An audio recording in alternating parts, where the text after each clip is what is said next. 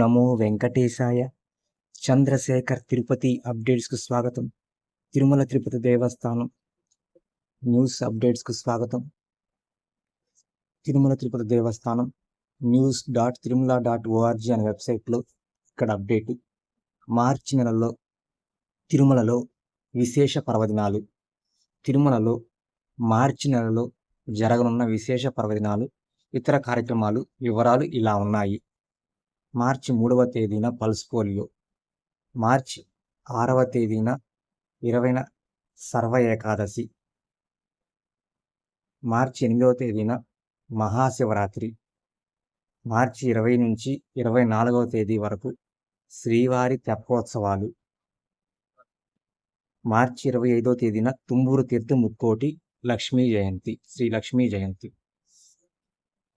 తిరుమల కొండపైన మార్చి 25వ తేదీ నుంచి 24వ తేదీ వరకు 5 రోజుల పాటు శ్రీదేవి భూదేవి సమేత శ్రీ మలయప్ప స్వామివారు శ్రీవారి ఆలయం ప్రక్కన ఉన్నటువంటి పుష్కరిణిలో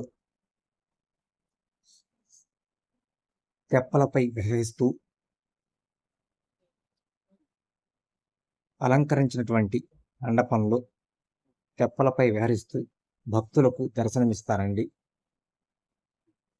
అలాగే మార్చి 25వ తేదీన తుంబూరు తీర్థ ముక్కోటి అండి. తుంబూరు తీర్థ ముక్కోటి సంవత్సరానికి ఒకసారి టీటీడీ వారు తుంబూరు తీర్థ ముక్కోటి నిర్వహించి అక్కడికి భక్తులను అనుమతిస్తారు.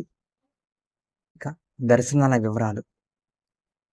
తిరుమల శ్రీవారిని ఫిబ్రవరి 26వ తేదీ 70,077 మంది భక్తులు దర్శనం చేసుకున్నారు. 24,427 మంది భక్తులు శ్రీవారికి తలనీలాలు సమర్పించుకున్నారు. 3,73,00,000 రూపాయలు శ్రీవారికి భక్తులు హుండీలో కానుకలు సమర్పించుకున్నారు. ఈరోజు అనగా ఫిబ్రవరి 27వ తేదీ ఉదయం 6 గంటలకు వైకుంఠం క్యూ కాంప్లెక్స్లోని 12 కంపార్ట్మెంట్లలో భక్తులు దర్శనం కోసం వేచి ఉన్నారు. ఎటువంటి టికెట్ లేనటువంటి భక్తులు దర్శనం కోసం వేచి ఉన్నారు. వీరందరికీ దర్శనం అనేది సుమారుగా 6 నుంచి 8 గంటలు పడుతుంది. అలాగే తిరుపతిలో ఆఫ్లైన్లో ఇస్తున్నటువంటి స్లాటెడ్ సర్వదర్శన టోకెన్లు పొందినటువంటి భక్తులకు దర్శనం సమయం అనేది 5 నుంచి 6 గంటలు పడుతుంది. 300 రూపాయల ప్రత్యేక ప్రవేశ దర్శన టికెట్లు, 500 రూపాయల వర్చువల్ సేవా టికెట్లు కలిగి ఉన్న భక్తులకు దర్శనం సమయం అనేది 2 నుంచి 3 గంటలు పడుతుంది. తిరుపతిలో ప్రతిరోజు ఆఫ్లైన్లో స్లాటెడ్ సర్వదర్శన టోకెన్లు 3 ప్రదేశాల్లో ఇస్తున్నారండి. అవి ఒకటి తిరుపతి ఆర్టీసీ బస్టాండ్కి దగ్గరగా ఉన్నటువంటి శ్రీనివాసం కాంప్లెక్స్లోను, 2వ కేంద్రం తిరుపతి రైల్వే స్టేషన్కి ఎదురుగా ఉన్నటువంటి విష్ణు నివాసంలోను, 3వ కేంద్రం అలిపిరి బస్టాండ్కు దగ్గరగా ఉన్నటువంటి భూదేవి కాంప్లెక్స్లోను ప్రతిరోజు స్లాటెడ్ సర్వదర్శన టోకెన్లు తెల్లవారుజామున 3 లేదా 4 గంటల నుంచి ఇవ్వడం ప్రారంభిస్తారండి. ఇవి రోజుకి 20,000 స్లాటెడ్ సర్వదర్శన టోకెన్లు అందుబాటులో ఉంటాయండి. ఏ రోజుకు సంబంధించిన దర్శన టోకెన్లు ఆ రోజే ఇస్తారు. ఆ రోజుకు సంబంధించిన దర్శన టోకెన్ల కోట అయిపోగాను మరుసటి రోజు తెల్లవారుజామునకు ఆ స్లాట్కు సంబంధించినటువంటి దర్శన టోకెన్ ఇస్తారండి. ప్రతి ఒక్క భక్తులు కూడా మీ యొక్క ఆధార్ కార్డును తీసుకొని క్యూ లైన్లోకి వెళ్ళి ఈ స్లాటెడ్ సర్వదర్శన టోకెన్లు పొంది శ్రీవారి దర్శనానికి వెళ్ళవచ్చండి. ఈ దర్శన టోకెన్ మీద దర్శనం యొక్క సమయం టైం స్లాట్ అనేది ఉంటుంది. మీరు ఆ టైంకి 1 గంట ముందుగా కానీ లేదా ఆలస్యంగా కానీ వెళ్ళవచ్చండి. అలాగే తిరుపతి నుండి నడిచి వెళ్ళడానికి 2 నడక మార్గాలు ఉన్నాయండి. అవి ఒకటి అలిపిరి కాలినడక మార్గం. అలిపిరి కాలినడక మార్గం ద్వారా భక్తులను తెల్లవారుజామున 4 గంటల నుండి రాత్రి 10 గంటల వరకు భక్తులను నడిచి వెళ్ళడానికి అనుమతిస్తారు. అలిపిరి మెట్ల మార్గం ద్వారా నడిచి వెళ్ళిన భక్తులు అలిపిరి దగ్గరగా ఉన్నటువంటి భూదేవి కాంప్లెక్స్లో స్లాటెడ్ సర్వదర్శన టోకెన్లు పొంది మీరు అలిపిరి కాలినడక మార్గం ద్వారా అయినా నడిచైనా వెళ్ళవచ్చు, లేదా బస్సు మార్గం ద్వారా అయినా వెళ్ళవచ్చండి. కావున శ్రీవారి భక్తులు గమనించగలరు. శ్రీవారి మెట్టు మార్గం ద్వారా ప్రతిరోజు ఉదయం 6 గంటల నుంచి సాయంత్రం 5:30 వరకు భక్తులను నడిచి వెళ్ళడానికి అనుమతిస్తారు. ఈ నడక మార్గం ప్రారంభంలో శ్రీవారి మెట్టు మార్గంలో 50వ మెట్టు వద్ద దివ్య దర్శన టోకెన్లనేవి రోజుకు 5,000 టికెట్ల కోటా ఉంటాయండి. ఆ రోజుకు సంబంధించిన 5,000 టికెట్ల దర్శనం టికెట్ల కోటా అయిపోగానే కౌంటర్ క్లోజ్ చేస్తారు. 2 నడక మార్గంలో కూడాను 12 సంవత్సరాల వయసులోపు ఉన్నటువంటి చిన్నపిల్లలను ఉదయం 6 గంటల నుంచి మధ్యాహ్నం 2 గంటల వరకు మాత్రమే నడిచి వెళ్ళడానికి అనుమతిస్తారండి.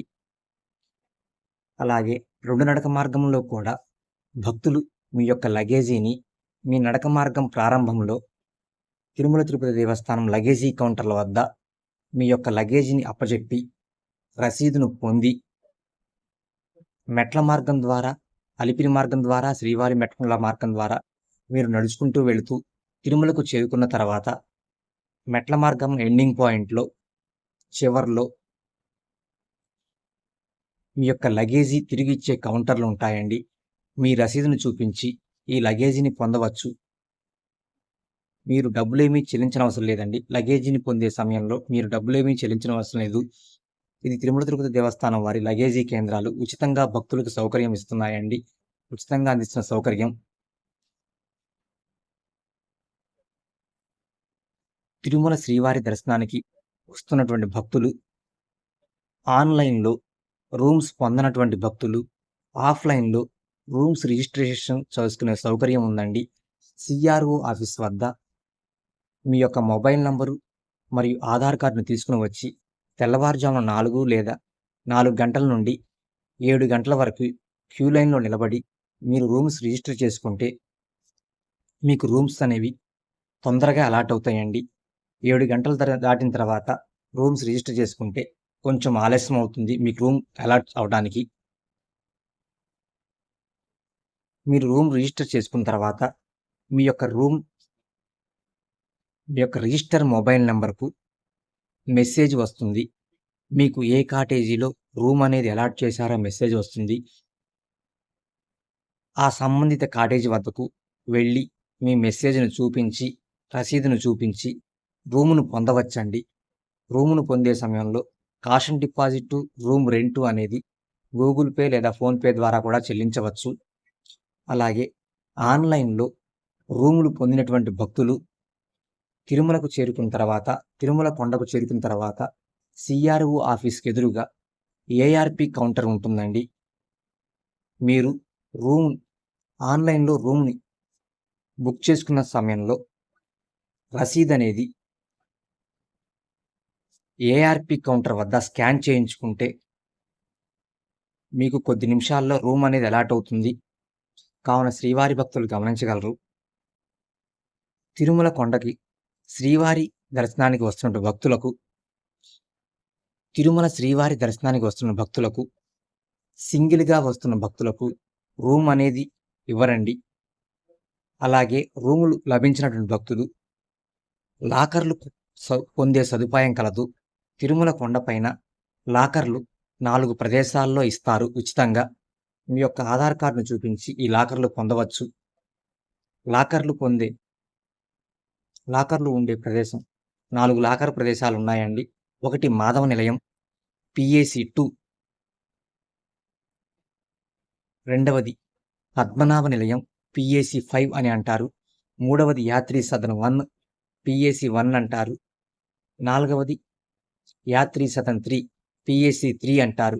ఈ 4 కేంద్రాల వద్ద భక్తులు ఉచితంగా లాకర్లు పొంది మీ యొక్క లగేజీని లాకర్‌లో భద్రపరుచుకొని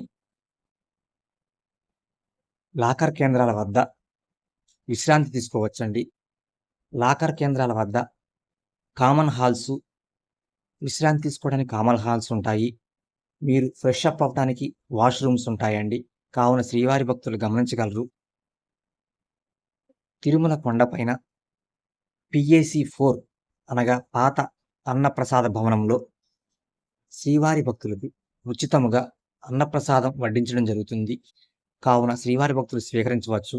అలాగే ప్రధాన అన్నప్రసాద భవనం తరిగొండ వెంగమాంబ అన్నప్రసాద భవనం నందు ఉదయం 10:30 లేదా 11 గంటల నుంచి సాయంత్రం 5 గంటల వరకు, మరలా సాయంత్రం 6 గంటల నుంచి రాత్రి 11 గంటల వరకు నిరంతరాయంగా ఎటువంటి టికెట్ లేకుండా శ్రీవారి భక్తులకు అన్నప్రసాదం అనేది వడ్డించడం జరుగుతుంది. కావున భక్తులు ఈ అన్నప్రసాదాన్ని స్వీకరించవచ్చు. ఉచితంగా స్వీకరించవచ్చు. ఈ వీడియో కనుక మీకు నచ్చినట్లయితే దయచేసి లైక్ చేయండి. మా ఛానల్‌ని కొత్తగా చూస్తున్న శ్రీవారి భక్తులు సబ్స్క్రైబ్ చేసుకొని చూడగలరు. ఓం నమో వెంకటేశాయ. Thanks for watching. Om Namo Venkatesaya.